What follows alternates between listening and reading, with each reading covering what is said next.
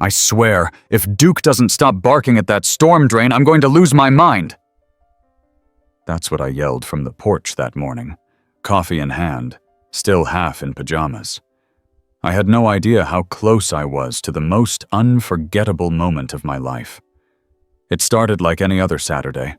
The sun peeked through the oak trees lining our small-town street in North Carolina, the air filled with the scent of freshly cut grass and damp earth from last night's light rain. I had just fed Duke, our 3-year-old German shepherd, and let him into the front yard.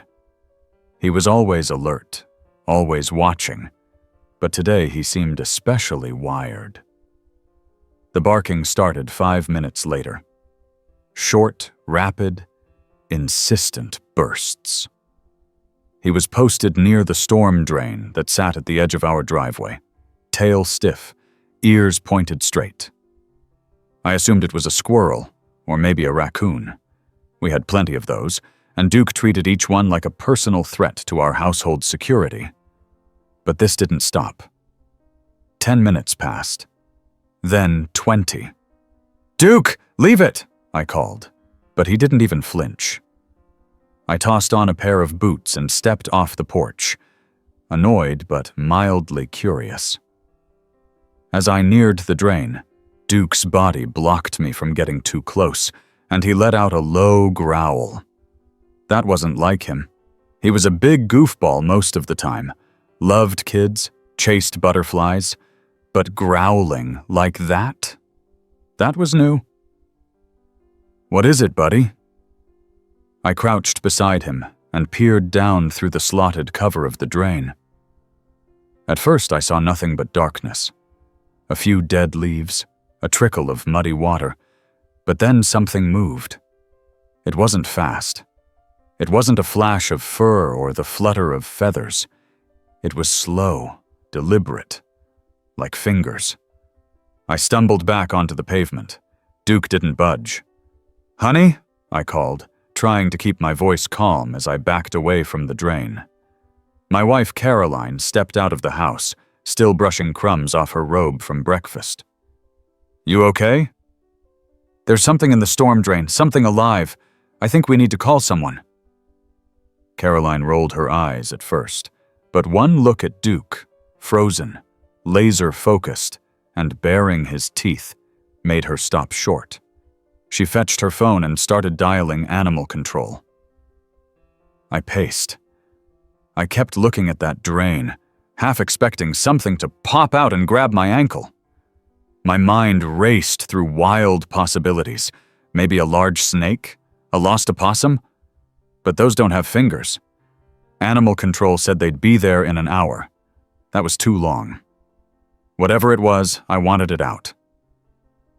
"I'm calling Jack," I said. "Jack's our neighbor and a firefighter. He's got a strong back and a stronger sense of curiosity." 10 minutes later, Jack was at our driveway with gloves, a flashlight, and the kind of energy only former high school quarterbacks have. "Let's see what this is about," he said cheerfully. Duke gave him a quick bark and resumed his vigil. Jack leaned over the drain and shined his flashlight down. He paused, then leaned in further. "There's a kid down there." Time froze. "What do you mean, a kid?" "A child. Maybe 5 or 6 years old, covered in mud. I think he's been there a while." Caroline gasped, hands flying to her mouth. I felt my stomach twist. Jack immediately called 911, and this time the response was swift. Within 15 minutes, 2 squad cars, an ambulance, and a fire truck had blocked off our cul-de-sac. Duke stayed close, growling every time someone got too close to the drain, as if he was guarding it. The firemen worked fast. They removed the metal grate, and one of them, slim enough to fit partway down, began to crawl in with a harness. It took nearly 10 minutes, but when he emerged, he was holding a small boy, shivering and nearly silent, his cheeks streaked with mud. The whole crowd went quiet. He looked at us with wide eyes, but he didn't speak. The EMTs took him to the ambulance and began cleaning him up.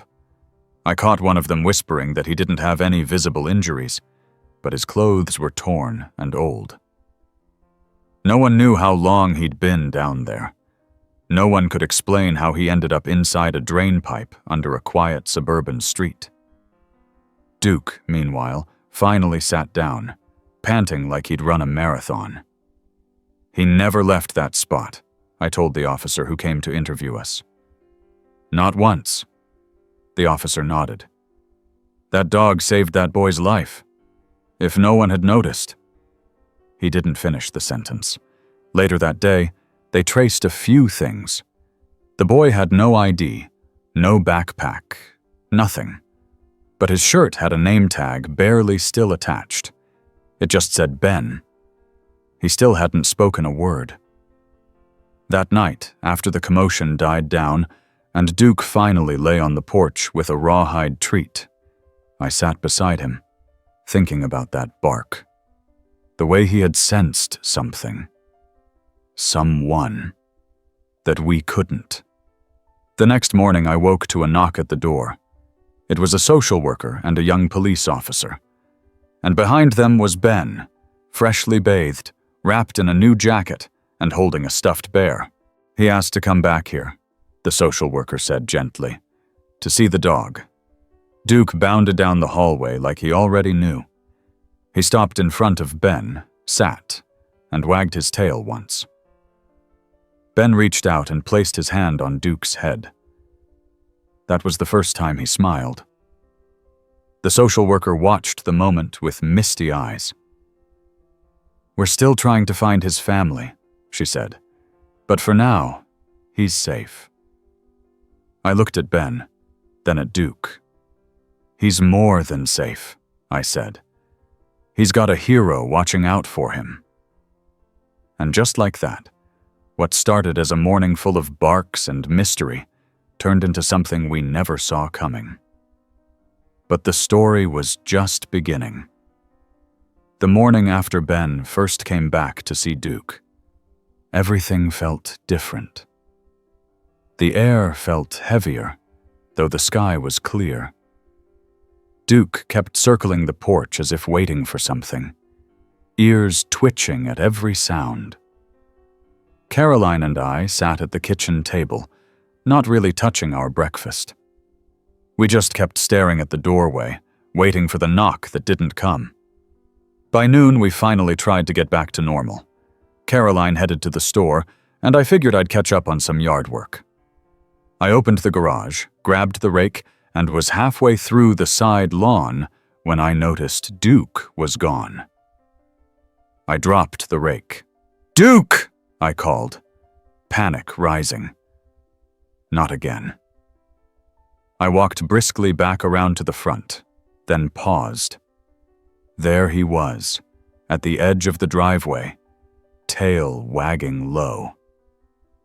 Ben stood just beyond the front gate, holding a paper bag and a thermos, his eyes big and hopeful. "Hi again," I said, trying to keep my voice gentle. Ben looked up at me. He wasn't smiling this time. "Can I come in?" I opened the gate and held it for him. Duke rubbed up against Ben's legs, as if he hadn't seen him in years. "Where's your caseworker, buddy? They drop you off?" Ben shook his head. "I asked them. They said I couldn't come 2 days in a row, so I waited until they went inside at the shelter. Then I walked." My stomach sank. The shelter was nearly 2 miles away. "You walked all this way, alone?" "I know the way. You hungry?" Ben nodded. I let him inside, made him a grilled cheese, and poured him a glass of milk. He ate quietly, sitting at the table beside Duke. When Caroline got home, she stopped dead in her tracks. "He walked here," I said, "from the shelter." Caroline knelt beside him. "Sweetheart, you can't just run off like that. People will be worried sick." They didn't notice. That sentence hit like a punch. Caroline sat beside him and gently pushed his hair back. I notice, and I'm not the only one. She glanced toward Duke. After calling the shelter and assuring them Ben was safe, we agreed to drive him back after lunch. But then came the question. What next? He clearly didn't want to be there. He clearly wanted to be with Duke. That night, we couldn't sleep. He's not just attached to Duke, I said quietly. He's calm here. Safer. Maybe it's the dog, maybe it's something else. Caroline lay still for a moment, then whispered, What if it's us? I didn't reply. Over the next week, Ben came back 3 more times, once with a staff member, twice with permission, and once, again, by sneaking out. Each time, Duke was waiting at the gate, like he knew he'd come.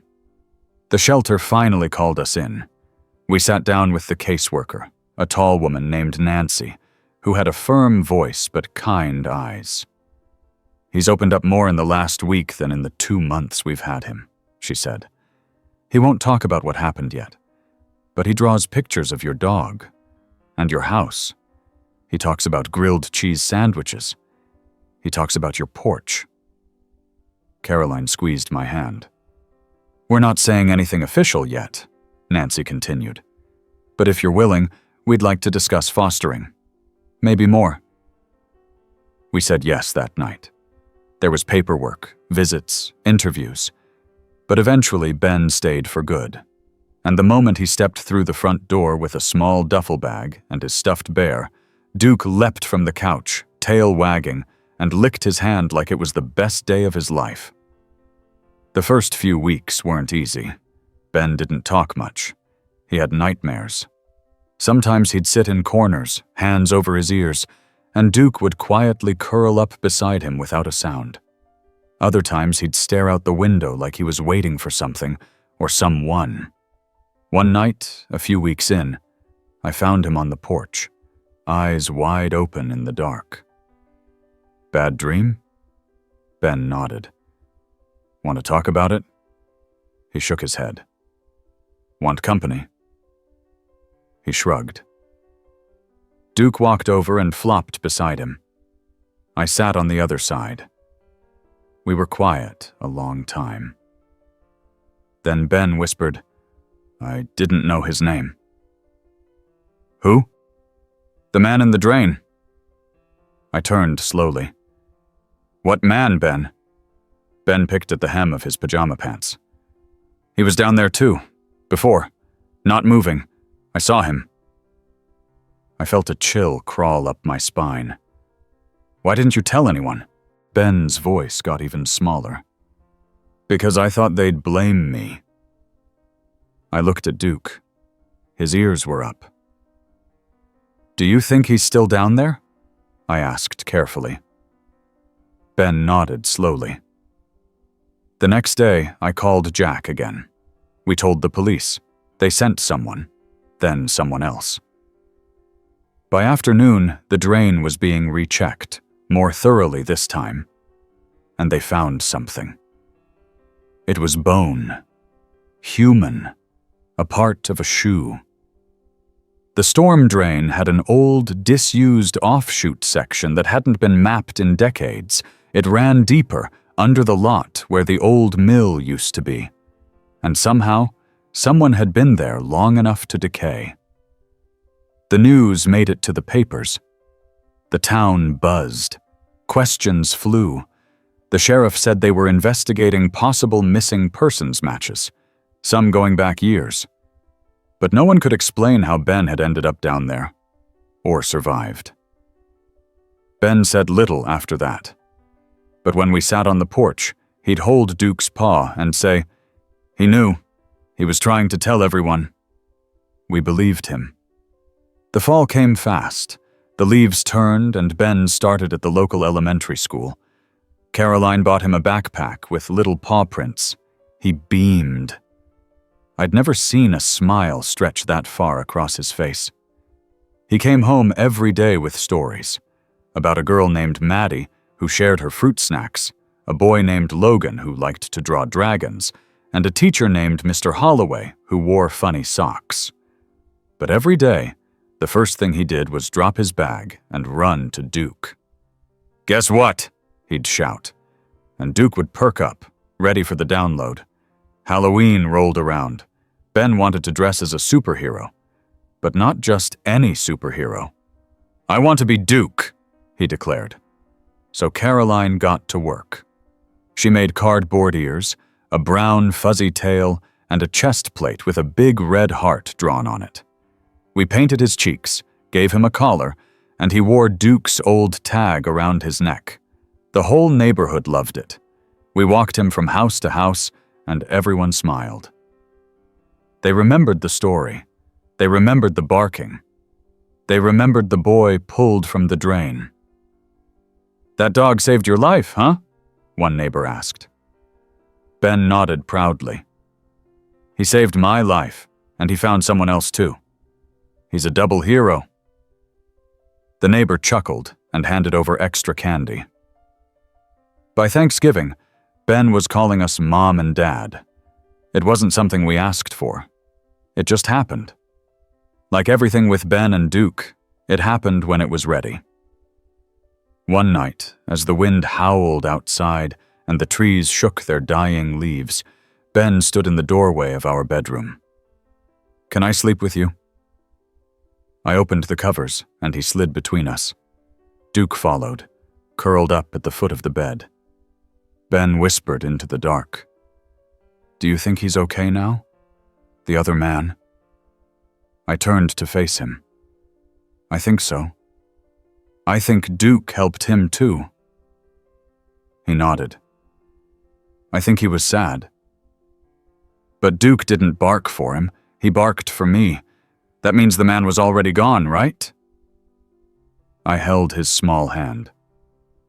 I think Duke knew who still needed help. The house creaked. The heater hummed. Duke snored. Ben finally fell asleep. But Caroline and I stayed awake a long time, thinking about fate, about loss, and about a dog who saw everything we couldn't. And this, too, was just part of the beginning. The first snow came early that year, just a light dusting at first, barely enough to coat the rooftops. But to Ben, it was a full-blown winter wonderland. He ran out the front door in his mismatched gloves and rubber boots before breakfast, giggling like he'd discovered treasure. Duke tore after him, sending little clouds of snow up from the yard with each leap. Caroline and I stood by the window, watching our son and our dog chase joy through the frozen grass. It had been 3 months since Ben came to stay. He was still quiet sometimes, still slipped into silences that felt heavy, but he was laughing more, drawing more, sleeping through the night most days. He had a chart on the fridge now where he put a star every day he didn't have a nightmare. Last week, he'd gone 4 days in a row. That morning, after Caroline poured syrup over pancakes shaped like snowmen, Ben looked up and said, "Can we take Duke to the park today? The big one, with the lake." Carolyn and I exchanged a glance. That park was a good 20 minutes away. But we hadn't been on any sort of outing since the adoption talks started. Maybe it was time.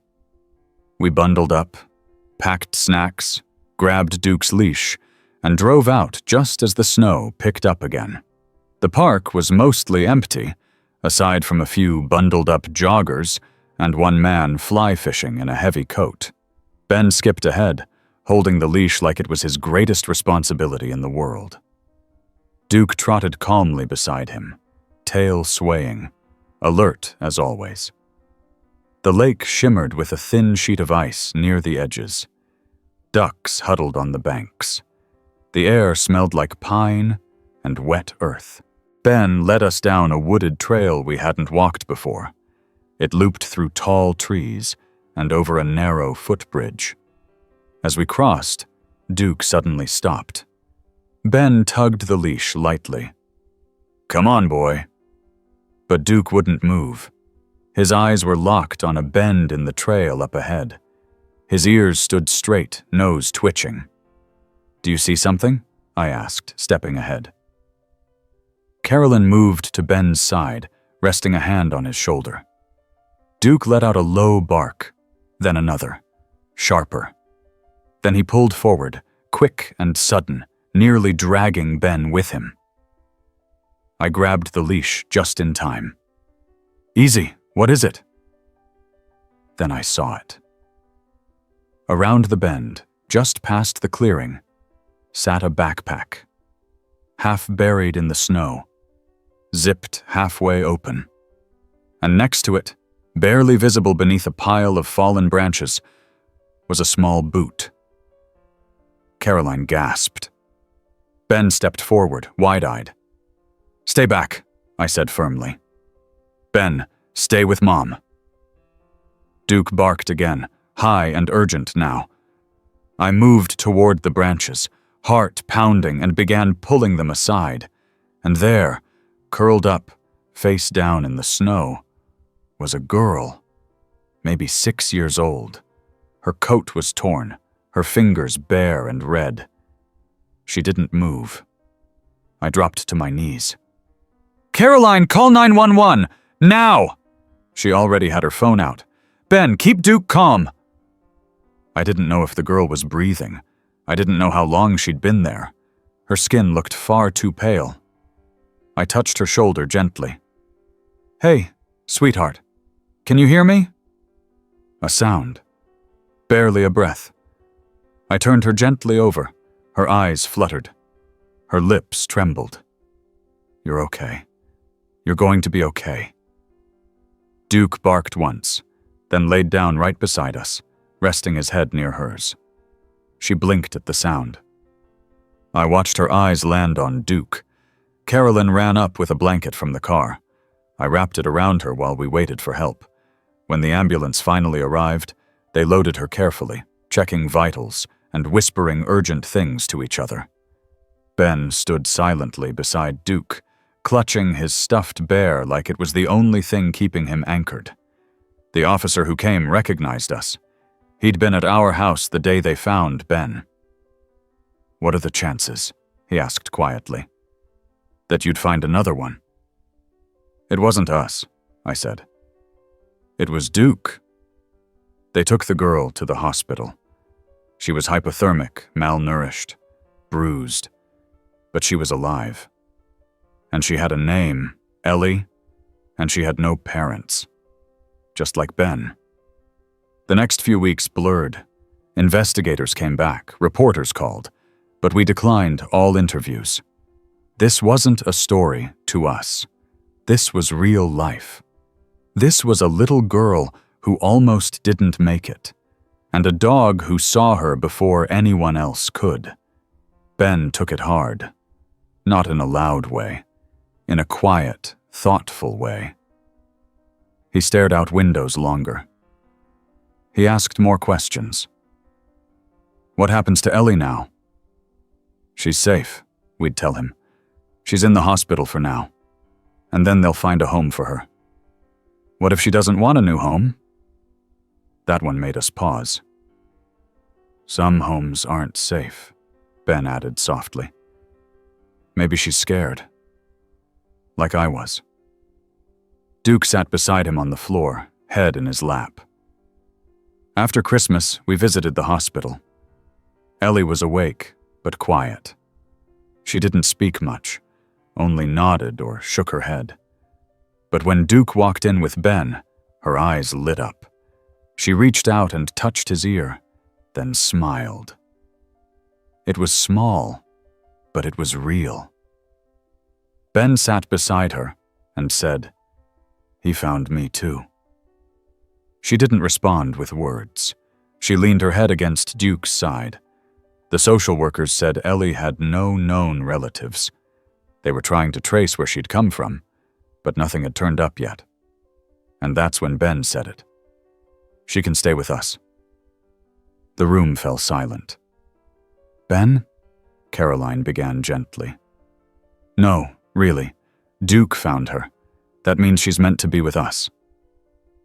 We tried to explain how it worked, that it wasn't that simple, that there were steps, systems, paperwork. But Ben kept insisting. He drew pictures of our house with Ellie in them. He set a spot at the table for her. He folded one of his blankets and put it on the bed in the guest room. He even made Duke a new tag, one with both their names on it. The social worker came again. We had long talks.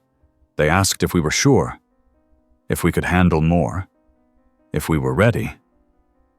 We didn't have a quick answer. But Duke seemed to. Every time Ellie visited, he was calm, patient, protective. He followed her from room to room. When she flinched at loud sounds, he laid his head in her lap. When she curled into a corner, he joined her without a sound. He knows, Caroline whispered one night. He knows what to do. So we said yes. The foster papers came first. Then more home visits. Then the waiting. But during all of that, something started to change in Ellie. She started humming. She laughed once when Duke knocked over a lamp with his tail. She painted pictures of sunflowers. She started wearing socks that didn't match, just like Ben.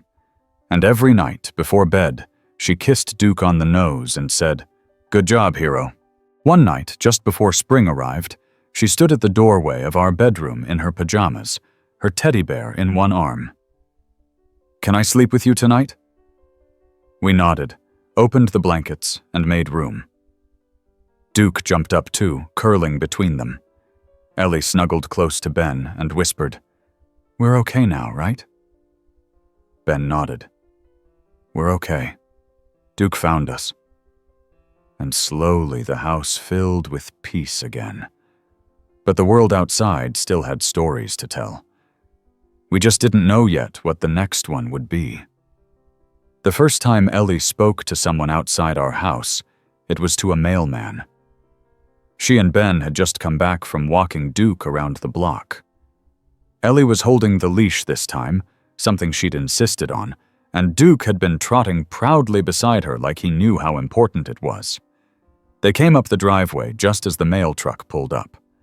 Our usual guy, Greg, leaned out with a wave. "Hey there, you must be Ellie. Heard a lot about you." Ellie froze. She looked down at her shoes, then up at Duke, then back to the man. "Hi." It was quiet, barely above a whisper, but she said it. Greg smiled, handed her the stack of mail, and said, "You've got a brave dog there." Ellie nodded. She didn't say anything else, but she stood a little taller after that. Spring was rolling in fast. The snow had melted, the grass was coming back green, and birdsong filled the mornings. Ben was now the unofficial nature patrol of our backyard, keeping track of squirrels, robins, and any bug that dared enter the sandbox. Ellie liked to sit with a sketch pad and draw. She drew trees, flowers, and always Duke. The social worker came back with paperwork for us to review. The next step would be a formal placement for Ellie. If that went well, we'd talk adoption.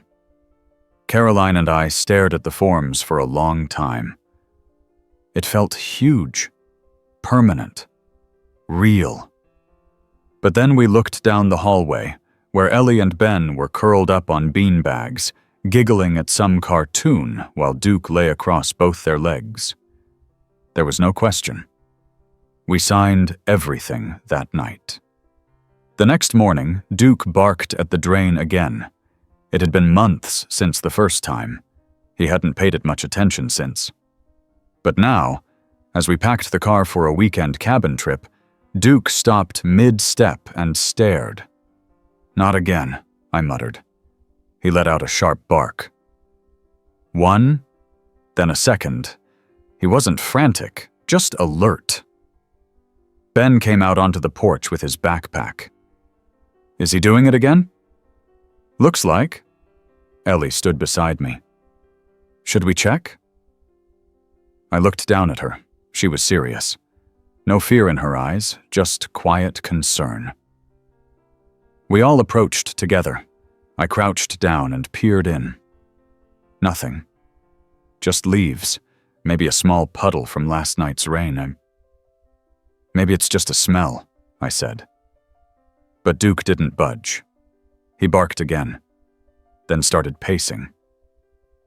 And then we heard it, a soft noise, muffled, rhythmic, knocking. I leaned in again. Hello? The knocking stopped. Then, faintly, help! My stomach dropped. Caroline ran inside for her phone.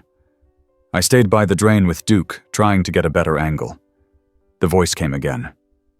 Help! Please! It was a man. This time, I didn't wait.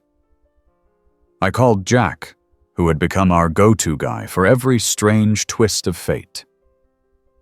He arrived within 15 minutes with a tool bag, 2 headlamps, and a friend from the fire station. They opened the grate, crawled in, and pulled someone out. He was older, maybe 50, gaunt, shivering. He wore a torn jacket and had bruises on his arms. He couldn't stand on his own. How long was he down there? One EMT whispered. Days, the fireman replied. Maybe longer. As they got him into the ambulance, he kept repeating one word. Dog, dog, dog. They took him away. We stood in the yard, stunned. That night I found Ben and Ellie sitting on the porch with Duke. They weren't talking, just watching him. He's magic, Ellie said. Ben nodded. He knows when someone's in trouble. Carolyn and I joined them, all of us crowded on that old porch swing, Duke curled at our feet. Over the next few days, we learned more. The man's name was Ray. He'd fallen down a hidden maintenance tunnel while trying to avoid a storm. He'd broken his leg and had no way to climb back out. No phone, no food, just his voice, and the tiny space where his plea for help somehow made it to a street drain. And Duke heard it. News outlets tried again to interview us. We turned them down. We didn't need attention. We needed normal. But something shifted in the town. People started waving more. Strangers dropped off toys at our porch. One man came by with a bag of dog treats and just said, "For the hero." Ben began writing a book at school. It was called Duke the Brave. Ellie drew the pictures. One of the pages showed a dog standing at the edge of a drain. His ears perked. Behind him stood 2 kids holding hands. And below it, in blocky letters, it read, "He hears the quiet." I looked at that page for a long time, because that's exactly what it was. Duke didn't bark at noise. He barked at what the world was ignoring. He barked at silence too deep, pain too hidden, sadness no one saw. And every time he barked, it meant someone still needed saving. We didn't know it yet, but Duke's bark would soon lead us somewhere we never expected. Not a drain this time, not a tunnel, but something buried just as deep. It was waiting for us, just around the corner of spring. Ellie's adoption date was set for the first Friday in May. We circled it on the calendar in bright red, decorated the square with stickers, and promised a celebration. Ben suggested ice cream for breakfast. Ellie wanted to bake cupcakes. Duke, of course, would get a steak all to himself. The house felt lighter after that. There was laughter in every room, drawings taped to every wall, and Duke's toys scattered from one end of the living room to the other. Caroline found a second-hand playset online, and the kids spent a weekend with me assembling it in the backyard, while Duke supervised from the shade. One afternoon, Ellie came inside holding a baby bird in her hands. It had fallen from a nest behind the shed. She'd found it lying there, flapping helplessly, and she had tears in her eyes when she brought it to us. "Can we help it?" We made a box with a towel, placed it inside, and called the wildlife center. They said to keep it warm and quiet, and someone would pick it up within the hour. Ellie sat beside that box for 45 minutes straight, not moving except to pet Duke whenever he rested his head on her lap. The bird survived. The rehab center promised they'd update us. And that night, Ellie whispered into Duke's ear, "Thanks for helping me help him." That same week, Ben brought home a science project flyer. He wanted to study sound. More specifically, he wanted to study how dogs hear what we don't. We helped him set up little experiments around the house, playing low tones, recording different frequencies, testing Duke's reactions. Ellie became his assistant, taking notes in a spiral notebook, drawing diagrams with colored pencils. "He doesn't react to loud sounds," Ben said. "He reacts to the ones we ignore." I thought about that for days. It was around that time Duke started pacing at night, not in a panicked way, just slow steps down the hall, back and forth, then pausing at the front door. We let him out, thinking he needed air, but he'd just stand in the yard, staring toward the woods past the fence. Every night. After 3 nights in a row, I decided to check. I followed him with a flashlight, stepping out past the fence and into the tree line. Duke moved ahead, silent but sure. About 50 yards in, he stopped. There was a smell. Faint but sharp. Not trash, not animal. Something else. Duke sat, then barked. Once. I swept the light across the ground. There was a bundle. Fabric. Dirty, torn. I stepped closer and saw a small pile of items. A worn scarf. An empty juice box. A child's glove. My stomach turned. "Caroline!" I shouted. She came running, phone already in hand. The sheriff's department arrived an hour later. They marked the area, roped it off, took samples. The next day, detectives came. Forensics. They confirmed what we feared. Someone had been living there. Not an adult, a child. They searched for days. The woods, the creek, the abandoned storage lot nearby. But no one was found. And Duke kept pacing. On the 5th day, he barked again. This time behind the church, near a rusted shed no one used. They found a small boy curled inside. Hungry. Weak. Barely able to speak. His name was Tyler. He was 7. He had no family they could locate. And he knew Duke. "You're the dog from the stories," he whispered. Ben and Ellie stood at a distance, watching as the EMTs wrapped him in a blanket. "How did he know?" Ellie asked. "Maybe someone told him," I said. Ben shook his head. "No, he just knew." The town was buzzing again. People dropped by.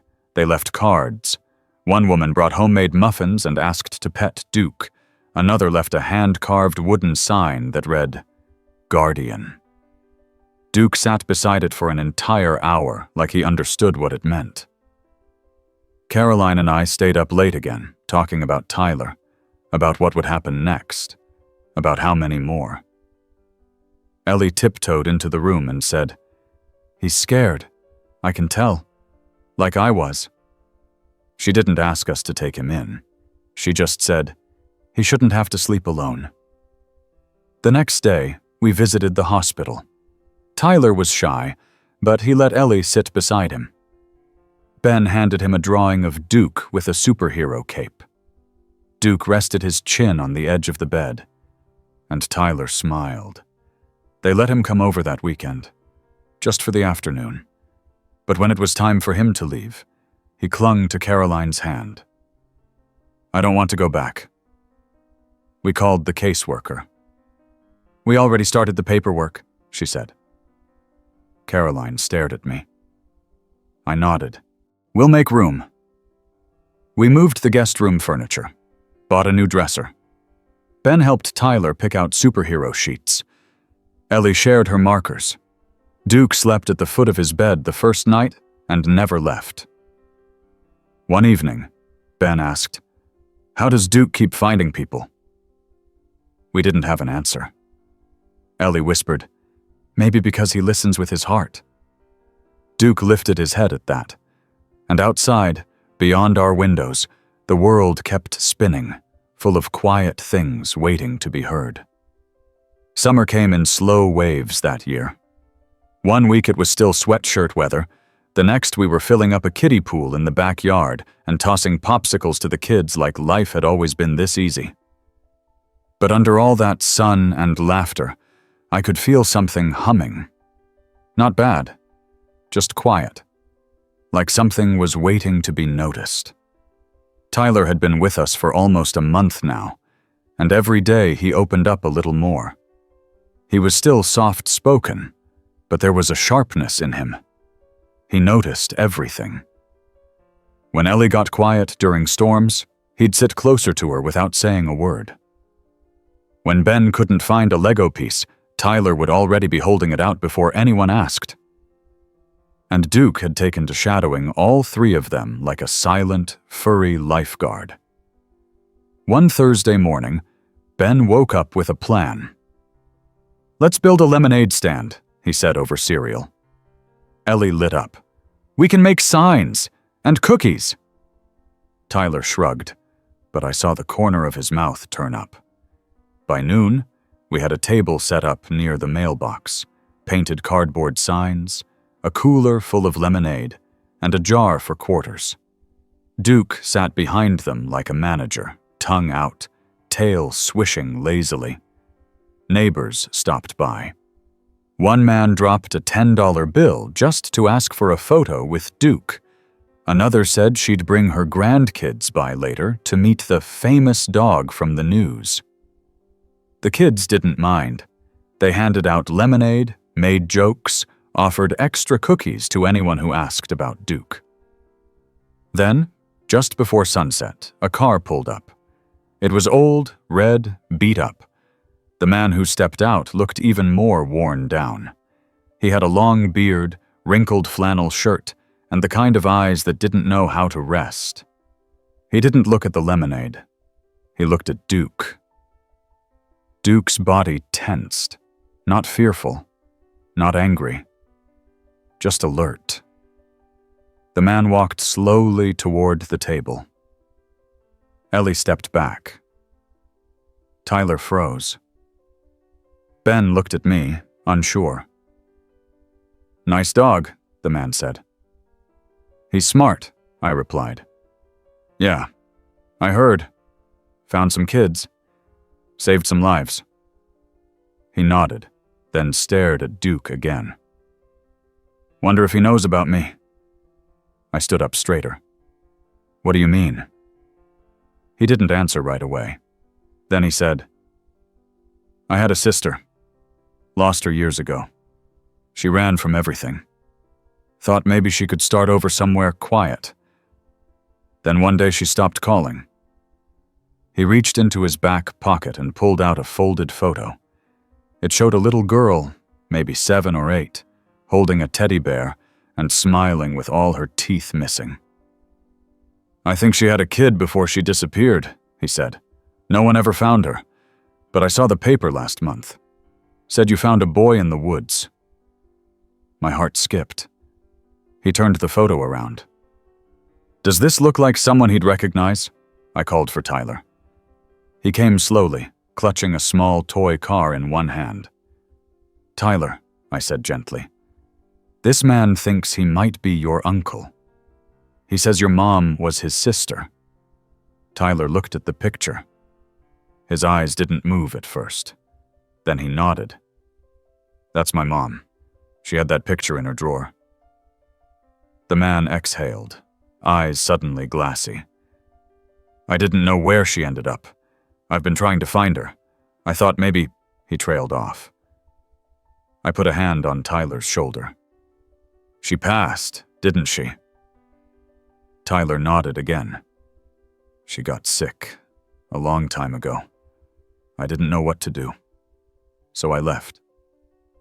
The man dropped to one knee, slowly, like he wasn't sure his legs would hold.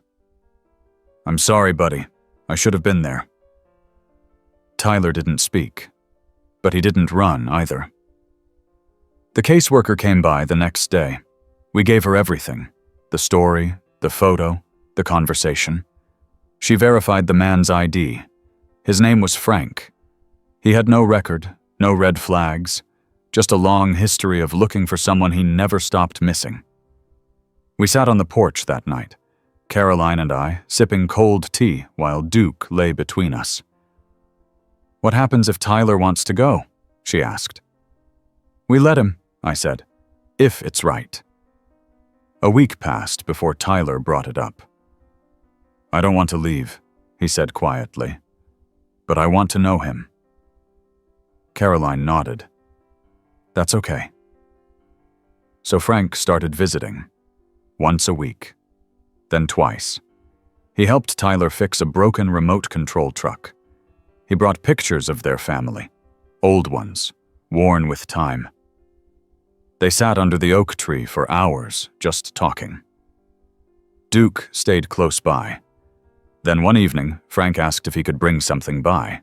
He showed up with a shoebox. Inside were journals, old ones. Tyler's mother had kept them before she passed. She'd written about him, about her fears, her love, her guilt. She wanted him to know, Frank said. She just didn't get the chance. Tyler read them slowly over the next few days. One night he fell asleep with one open on his lap. Duke didn't move from his spot. The next morning, Tyler said, I still want to live here, but maybe Frank can come for dinner more. We agreed. And for the first time, Tyler called someone Uncle. The summer days rolled on. The lemonade stand turned into a sidewalk art gallery. The kids sold painted rocks and drawings. One neighbor commissioned a painting of Duke. Ben won his school's science fair. Ellie was asked to read one of her stories in class. Tyler started building birdhouses. Our house buzzed with the kind of life I didn't know it could hold. And every now and then, Duke would sit by the window. Still, listening, waiting, because the world still had more to say. We found the note on a Tuesday. Caroline had taken Ellie and Tyler to the library for story hour. Ben was at a friend's house for a playdate. I was on the porch with Duke, sorting through some gardening supplies. That's when the mail came. Just a small bundle, nothing out of the ordinary. Except one envelope had no return address, and my name was written in a shaky hand with smudged ink. Inside was a single sheet of notebook paper, folded 3 times, stained at the corner. It said, You don't know me, but your dog saved my daughter. She was in a place no one should have been. She came home last week. She's safe now. I owe you everything. That was it. No signature. No contact. Just those words. I read it twice, then a third time. Duke sat beside me, watching quietly. I looked at him. Do you know what this means? He didn't move. Carolyn came back just before lunch. I showed her the note. She read it slowly, then pressed the paper to her chest. We didn't even know there was another one. That night, we sat at the kitchen table after the kids went to bed, the note between us. I think we'll never know how many there've been, she said. Maybe we're not supposed to, I replied. Maybe it's enough just knowing they're safe now. The next morning, Duke paced again. Not toward the drain this time. He stood by the back door, quiet, stiff. He didn't bark, just waited. When I opened it, he walked to the fence line and stopped. I followed him through the back gate, down the slope, past the old oak, and across the shallow creek that bordered our property. There, tucked behind a cluster of bushes, was a small duffel bag. Weathered, half buried under leaves. I unzipped it carefully. Inside were clothes, child-sized, dirty, worn thin. There was a toothbrush, a coloring book, a water bottle with a cracked lid, and a torn school ID badge. I called the sheriff. Detectives came again. They dusted, photographed, took the bag. I showed them where Duke had found it. They combed the area, but no one was there. Still, something shifted in them. They weren't surprised anymore. It was as if Duke's instincts had become part of their official toolkit. Later that week, a missing persons report matched the badge. A girl, 9 years old, had run away 2 weeks prior from a town 40 miles away. Her case was active, but cold. 2 days later, she turned up at a community shelter in the next county over. Hungry, tired, safe. She had the bag when she arrived. And when asked why she decided to walk to that shelter, she said, "I had a dream. There was a dog. He was waiting by a tree. I followed him." When I told the kids, Ellie whispered, "He's helping even in dreams now." Ben asked if Duke could come to school and talk to the class. Caroline laughed. But I didn't say no. Because at this point, nothing Duke did surprised us anymore. As summer wore on, more small things started to happen. A woman on our street said her toddler wandered off into the woods during a picnic. They found him 10 minutes later, sitting beside Duke, who had wandered off our property to stay with him. A lost cat, missing for 2 weeks, showed up in our yard. Duke barked twice at the porch until we followed him. The cat was curled under a bush near the tool shed. Even the local vet came by to ask if Duke could participate in a therapy program with other animals who visit hospitals. "Something about him," she said. "It's like he sees straight through the noise." We said yes. The hospital visits started on Wednesdays. Duke would wear a little vest with a patch that said "companion dog." He'd sit beside beds, wag his tail, nuzzle hands. He was especially good with the kids. Tyler went once, sat in the corner quietly, and watched Duke move from bed to bed. When we left, he said, "He never forgets anyone, does he?" "No," I said. "He remembers every single one." One afternoon, while Duke was at the hospital, we got a phone call from the police. It wasn't about a rescue. They asked if we could come down to the station. A man had turned himself in. Middle-aged, quiet, looked tired, they said. He had walked in off the street, sat down, and said, "I think you're looking for me."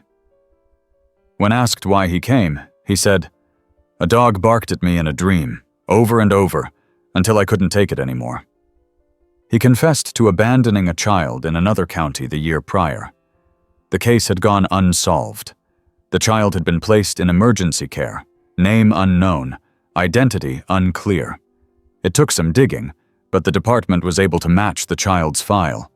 The boy was safe now, living with a foster family several towns over. When I told Caroline, she just nodded. He doesn't always save with his paws. Sometimes it's just the sound. That weekend, we had a cookout. Just us, a few close friends, and the kids. We grilled burgers, chased bubbles, played tag. Ben taught Ellie how to ride a bike without training wheels. Tyler built a bird feeder and hung it from the maple tree. And Duke lay in the grass, right in the middle of it all, one ear flicking every so often like he was still listening. After the sun went down, Caroline lit some candles on the porch. The kids made s'mores. We played quiet music from an old speaker. It was peaceful, gentle. Then Duke sat up, head turned, nose lifted. He stared toward the road. A few seconds later, headlights rounded the bend. A car pulled up to the curb. A young woman stepped out, holding a paper bag and looking confused. She looked at our house, then at Duke, "Hi," she said. Is this where the dog lives?" We nodded. She held up the bag. "I was driving through. My GPS froze. I pulled over, I don't know why. And then he barked. Not him." She motioned to Duke. "In my head. I swear I heard it. So I came here. I felt like I was supposed to." She was quiet a moment, then added, "I haven't been home in a long time, but I think I need to go back. I've hurt a lot of people. I don't want to run anymore." We offered her some water, let her sit on the porch with the kids. She stayed an hour, just talking. Then she stood up, looked at Duke, and whispered, "Thank you," and drove away. Ben said, "He doesn't even move anymore, just hears it before it happens." Caroline smiled. That's what wisdom is.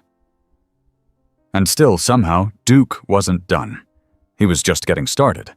The town started calling him the Listener. It began with whispers at the farmer's market.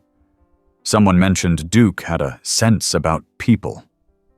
A woman swore he stopped her from stepping into traffic by barking at just the right moment. Another claimed he walked up to her on a park bench and nudged her purse. Inside, she found the envelope she'd been searching for all morning. Little things, quiet stories. We never corrected them. How could we? Something about Duke defied simple logic. Carolyn and I had tried to ground it in facts for a long time. Now we just accepted it. He wasn't magic. He was observant, intuitive, compassionate.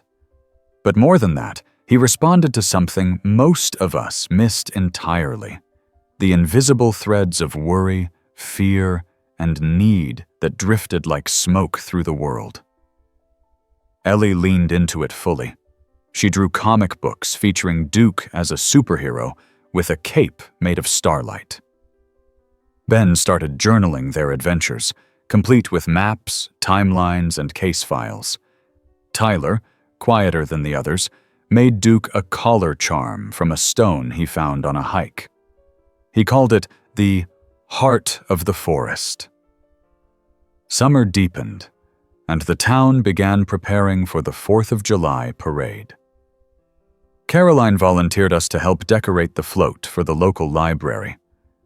The kids, thrilled, decided Duke needed his own costume. "We're making him Mayor of Kindness," Ellie said seriously. Ben added, "He should have a sash." Tyler nodded. "And a little top hat." The parade day arrived warm and bright.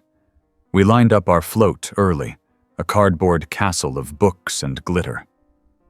Duke trotted beside the kids wearing a red sash that read "Kindness Wins," his tiny hat tilted heroically. People cheered when they saw him.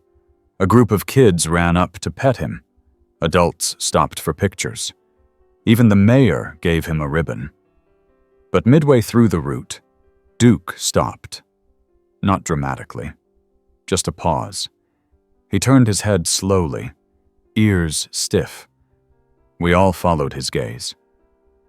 There, on a park bench under a maple tree, sat a boy, about 11. Alone. Thin.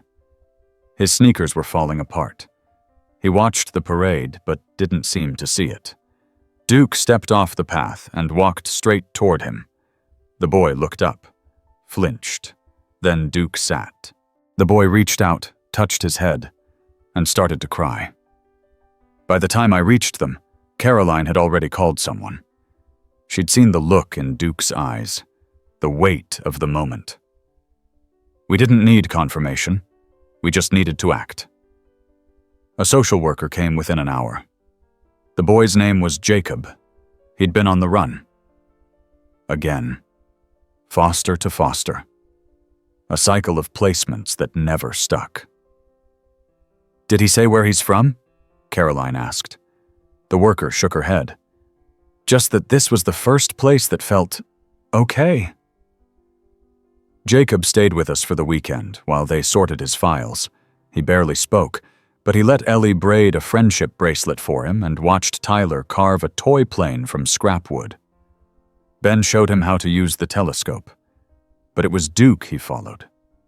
Everywhere. Duke didn't bark, didn't try too hard.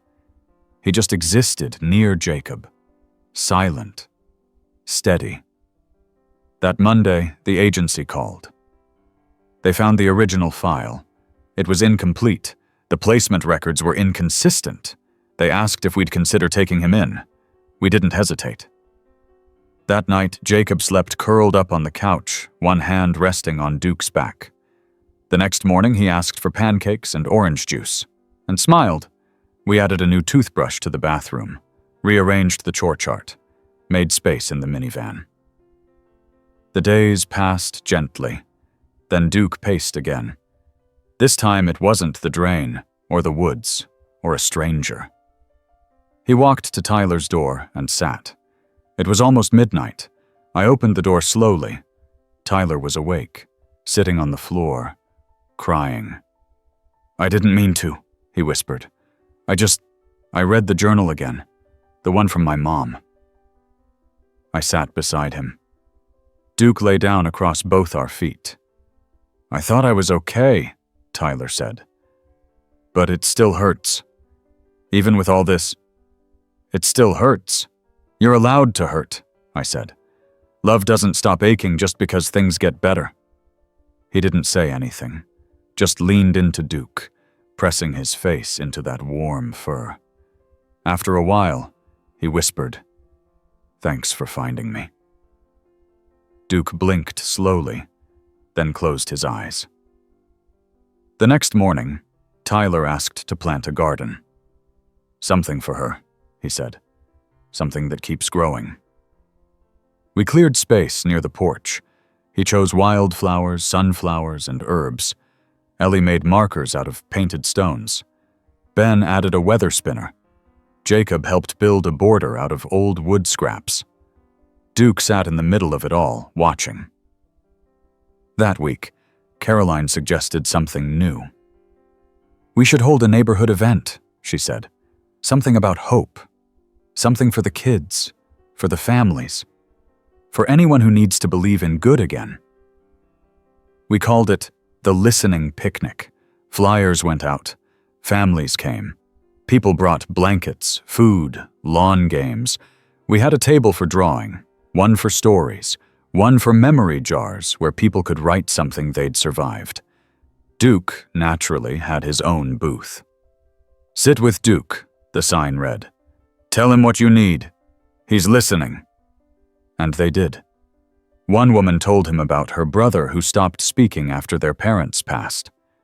A man whispered about the guilt he carried from something he couldn't undo. A child clung to his neck and said she missed her old dog, and Duke just leaned into her until she giggled. When the sun set, we lit small lanterns and let them float in the pond.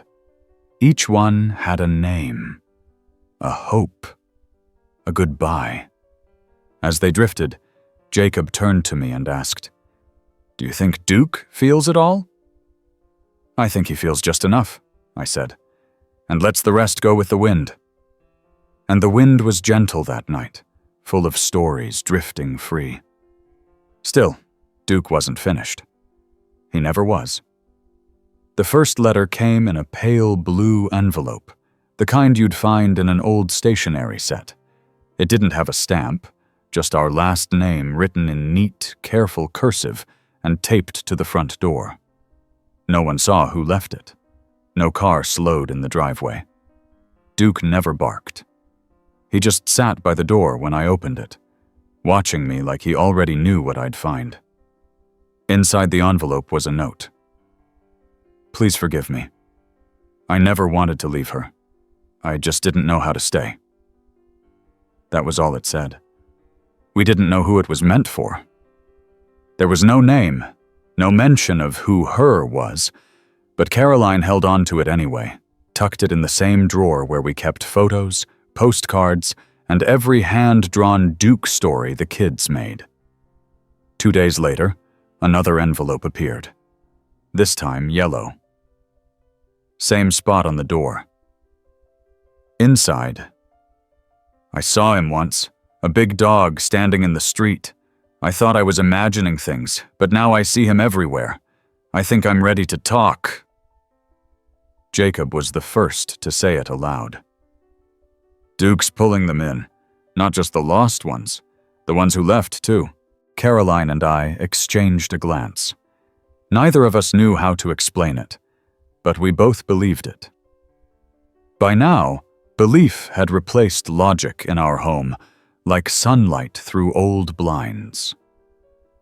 Duke didn't just rescue, he reminded people that something better was possible, and once they saw him, they couldn't unsee that.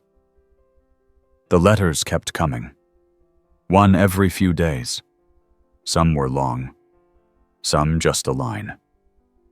All carried the weight of people wrestling with guilt, shame, longing. We didn't know where they came from, but they always appeared after Duke spent an evening pacing, after he sat still at the window for too long, after he walked into each child's room like he was making sure the pieces of our world were still safe. Ben started calling them the heart notes. Because they don't have an address, he said. They just know where they need to go. He made a box for them, decorated it with clouds and stars and paw prints, labeled it Notes for Dad and Mom, but really for Duke. We kept it by the fireplace. Around that time, something strange happened at school. Ben came home one afternoon, unusually quiet.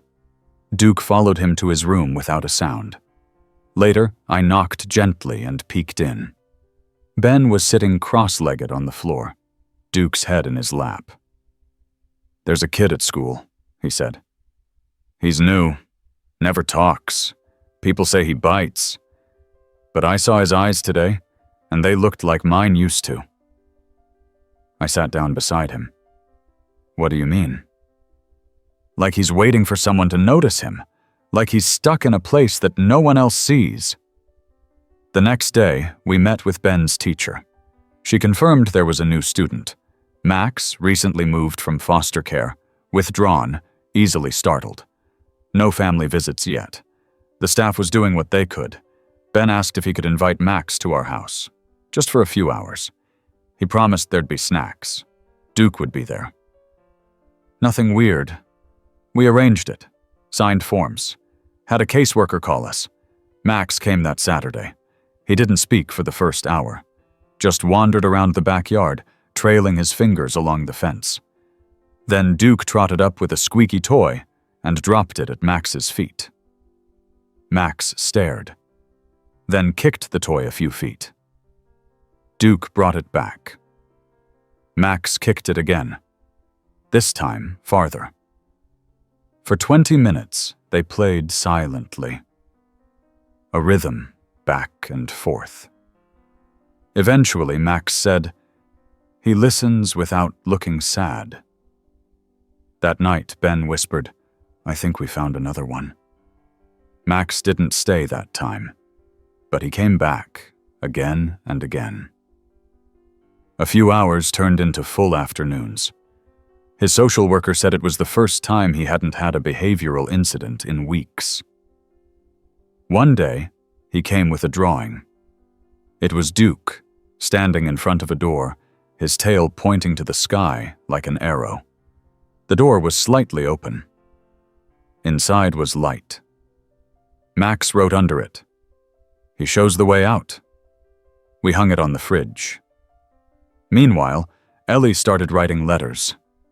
Not to anyone in particular, just notes, encouragements, forgiveness, hope. She hid them in books at the library, inside grocery carts, between napkins at diners. She signed them.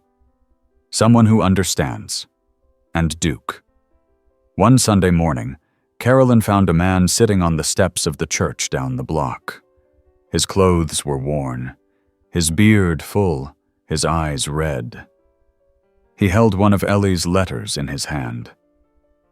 He didn't ask for money. He didn't speak at first. He just looked up at Caroline and said, "It was in my pocket. I don't know how.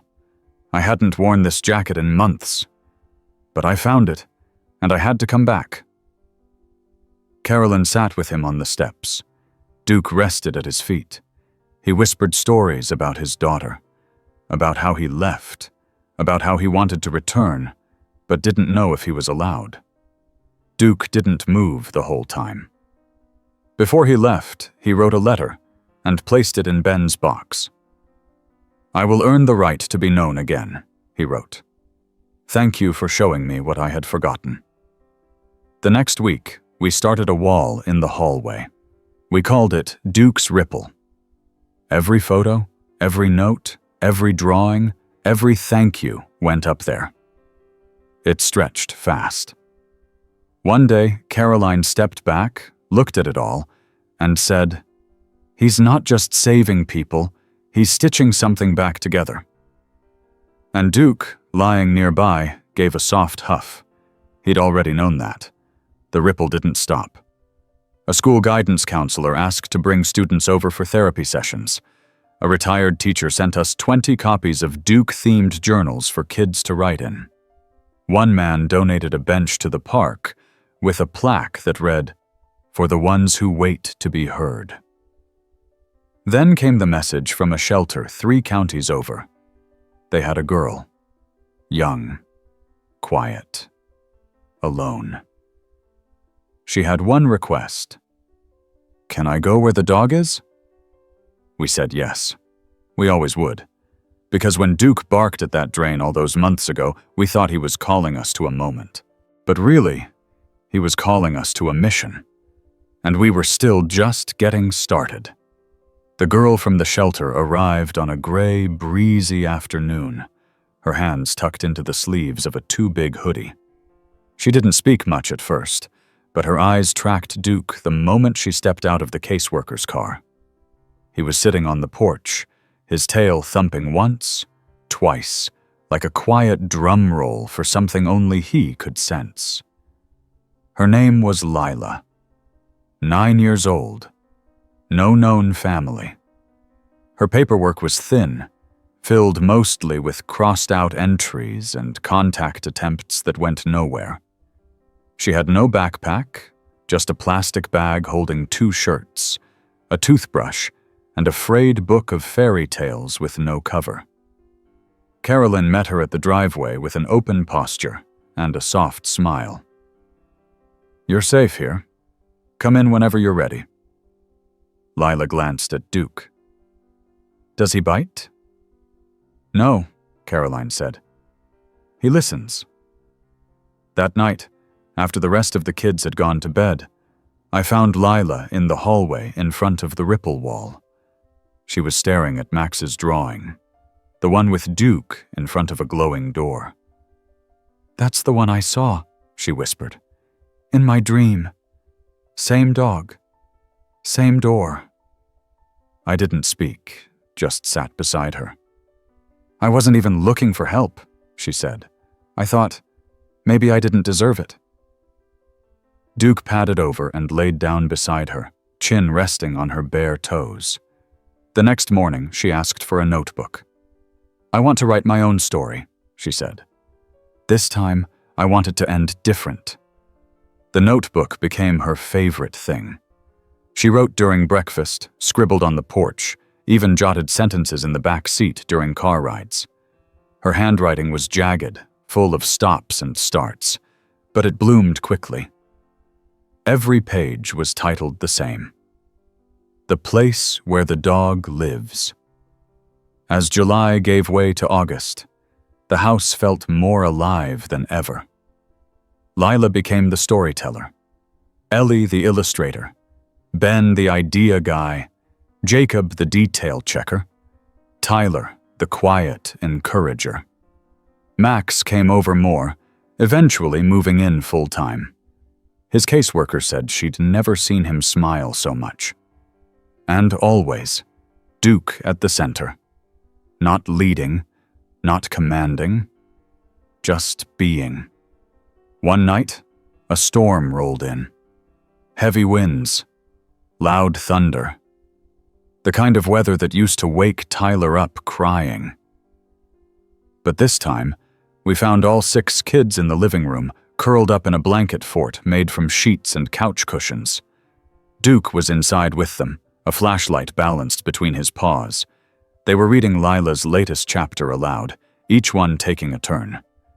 "We don't get scared now," Ellie explained. "We have Duke." Late that night, after the storm passed, Duke came to our room. He nudged open the door with his nose and walked in slowly. Not anxious, not excited, just ready. Caroline sat up. "What is it, boy?" He rested his head in her lap. That's when I noticed he was trembling. It wasn't fear. It wasn't pain. It was like every thread of his body was humming. We stayed with him until he fell asleep. The next day, he was slower. Still calm, still alert, but his movements had softened. He didn't chase after squirrels the way he used to. He didn't get up right away when someone dropped food. He began watching more than walking. That evening, Ben sat beside him on the porch. "Are you tired, buddy?" Duke didn't answer, of course, but he leaned his head into Ben's chest. The next week, we took him to the vet. No emergencies, no big issues, just age. He was getting older, slower. That night, the kids decided to throw him a party. Not a birthday, a thank you party. They spent days planning, made invitations with glitter and markers, baked dog-friendly treats with peanut butter and carrots, painted signs that said, "We love you, Duke, and the best listener in the world." Neighbors came, teachers, social workers. Kids who'd once been quiet shadows now ran laughing through the yard. A police officer who'd worked the case with the drain showed up with a giant bone wrapped in ribbon. The librarian brought a book donation. The church down the block sent over lemonade and cookies. Everyone had a story. Everyone had something Duke had helped them remember. Near the end of the day, we all sat in a circle around him. Someone asked the kids to share their favorite memory. Tyler said, "He didn't leave me when I was too scared to speak." Ellie said, "He made me feel real again." Jacob said, "He helped me find my way back when I thought I was gone for good." Ben said, "He heard what no one else could." Lila said, "He let me write a new beginning." Max said, "He didn't look at what I did. He looked at who I could be." Carolyn cried quietly beside me. I looked at Duke, now lying in the shade of the oak tree, surrounded by people who had once been broken pieces and were now something whole. That night, after the last guest had left, we brought Duke inside, gave him his favorite blanket, a slice of steak, a soft pillow by the fireplace. The kids all took turns sitting beside him, saying goodnight. Then they went to bed. Caroline and I sat with him in the quiet. "I think he knows," she said. "He always knew." I nodded. He showed up when someone needed him. And he stayed until they didn't feel alone anymore. Duke closed his eyes, his breathing steady, deep. Outside, the wind whispered through the trees. Somewhere far off, a bell rang. A church, maybe, or the kind of echo that just lives in small towns when the world feels gentle. We didn't speak again that night. The next morning, he was still, but not gone. Never gone. Because when the kids woke up, they didn't cry. They gathered by the Ripple wall. They added photos from the party, pinned drawings, wrote new letters. And Lila placed one final story on the mantle. The listener who taught us how to hear. Ben looked at it for a long time. Then he said, "We keep listening now? That's what he'd want." And outside, in the yard that had once been just grass and fences, the sun rose again. Just like it always had. Just like it always would. because Duke had listened to the world and taught the world to listen back.